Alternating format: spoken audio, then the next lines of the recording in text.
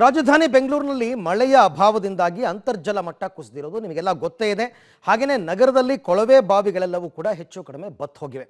ಈ ಹಿನ್ನೆಲೆಯಲ್ಲಿ ಮಾಲ್, ವಾಣಿಜ್ಯ ಸಂಕೀರ್ಣ, ದೇವಸ್ಥಾನ, ಐಷಾರಾಮಿ ಹೋಟೆಲ್, ರೆಸ್ಟೋರೆಂಟ್ಗಳಲ್ಲಿ ನೀರಿನ ಪ್ರಮಾಣ ಬಳಕೆಯನ್ನು ಕಡಿಮೆ ಮಾಡೋದಕ್ಕೆ ಫ್ಲೋ ರಿಸ್ಟ್ರಿಕ್ಟರ್ ಸಾಧನವನ್ನು ಕಡ್ಡಾಯವಾಗಿ ಅಳವಡಿಸಿಕೊಳ್ಳುವಂತೆ ಜಲಮಂಡಳಿಯ ಅಧ್ಯಕ್ಷ ಡಾಕ್ಟರ್ ರಾಮ್ ಪ್ರಸಾದ್ ಮನೋಹರ್ ಅವರು ಸೂಚಿಸಿದ್ದಾರೆ.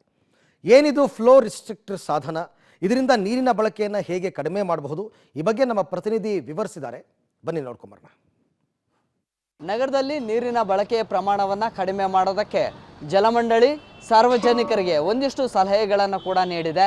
ಪ್ರಮುಖವಾಗಿ ಫ್ಲೋ ರಿಸ್ಟ್ರಿಕ್ಟರ್ ಡಿವೈಸನ್ನು ಅಳವಡಿಕೆ ಮಾಡಿಕೊಳ್ಳಿ ಅನ್ನುವಂತಹ ಸಲಹೆಯನ್ನು ಕೂಡ ಕೊಟ್ಟಿದೆ.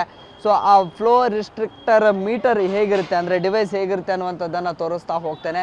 ಸಹಜವಾಗಿ ಮಾರ್ಕೆಟ್ಗಳಲ್ಲಿ ಎಲ್ಲ ಇದರ ಅವೈಲಬಿಲಿಟಿ ಇದೆ. ಸೊ ಇದರ ಪ್ರೈಸ್ 250ರಿಂದ 300 ರೂಪಾಯಿ ಒಳಗಡೆ ಸಿಗುತ್ತೆ. ಇದರಲ್ಲಿ ಬೇರೆ ಬೇರೆ ಮಾದರಿಯಲ್ಲಿ ಸಿಗುತ್ತೆ. ಅಂದರೆ ದೊಡ್ಡ ಪ್ರಮಾಣದಲ್ಲಿ ಸಿಗುತ್ತೆ, ಮೀಡಿಯಮಲ್ಲಿ ಸಿಗುತ್ತೆ, ಚಿಕ್ಕದಾಗಿರುವಂಥ ಪ್ರಮಾಣದಲ್ಲಿ ಕೂಡ ಸಿಗುತ್ತೆ. ಇದು ಮೀಡಿಯಮ್ ಸೈಜಲ್ಲಿರುವಂತಹ ಫ್ಲೋ ರಿಸ್ಟ್ರಿಕ್ಟರ್ ಡಿವೈಸ್ ಇದು. ಸೊ ಇದು ಸಣ್ಣ ಪ್ರಮಾಣದಲ್ಲಿರುವಂಥದ್ದು. ಸಹಜವಾಗಿ ಇದು ನೀರಿನ ಬಳಕೆಯ ಪ್ರಮಾಣವನ್ನು ಕಡಿಮೆ ಮಾಡೋದಕ್ಕೆ ಇದನ್ನು ಇನ್ಸ್ಟಾಲ್ ಮಾಡಬೇಕಾಗುತ್ತೆ.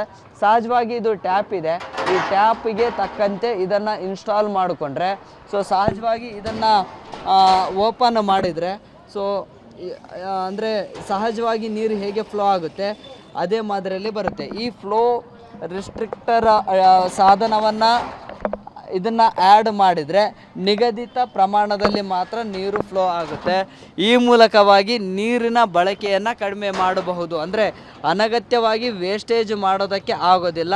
ಸೊ ಇದು ಒಂದಿಷ್ಟು ಪ್ಲಂಬರ್ ವರ್ಕ್ ಇದೆ.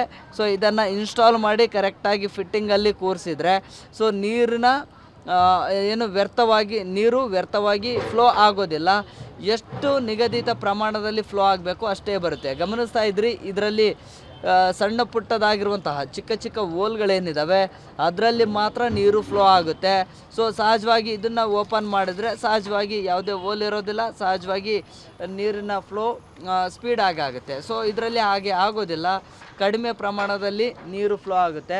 ಸೊ ಹೀಗಾಗಿ ಸುಮಾರು 30ರಿಂದ 40, 40ರಿಂದ 50% ತನಕಲೂ ಕೂಡ ನೀರನ್ನು ಸೇವ್ ಮಾಡಬಹುದು. ಸೊ ಈಗಾಗಲೇ ಹೋಟೆಲ್ಗಳು ಜೊತೆಗೆ ಬೇರೆ ಬೇರೆ ವಾಣಿಜ್ಯ ಸಂಕೀರ್ಣಗಳಲ್ಲಿ ಕೂಡ ಇದರ ಬಳಕೆಯನ್ನು ಮಾಡ್ತಾ ಇದ್ದಾರೆ.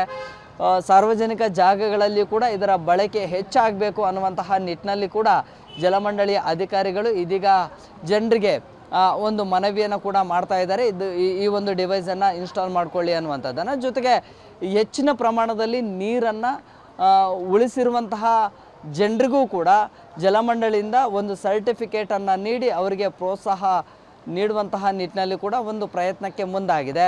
ಅದೇನೇ ಆಗಲಿ, ಬೆಂಗಳೂರಲ್ಲಿ ನೀರಿಗಾಗಿ ಹಾಹಾಕಾರ ಶುರುವಾಗಿರುವಂತಹ ಬೆನ್ನಲ್ಲೇ ನೀರನ್ನು ಮಿತವಾಗಿ ಬಳಸಿ, ನೀರನ್ನು ಉಳಿಸಿ ಅನ್ನುವಂತಹ ಒಂದು ಜಾಗೃತಿಯನ್ನು ಜಲಮಂಡಳಿಯಿಂದ ನಿರಂತರವಾಗಿ ನಡೀತಾ ಇದೆ. ಕ್ಯಾಮ್ರಾ ಪರ್ಸನ್ ಮಂಜುನಾಥ್ ಜೊತೆ Prakash D Rampur, public TV, Bengaluru.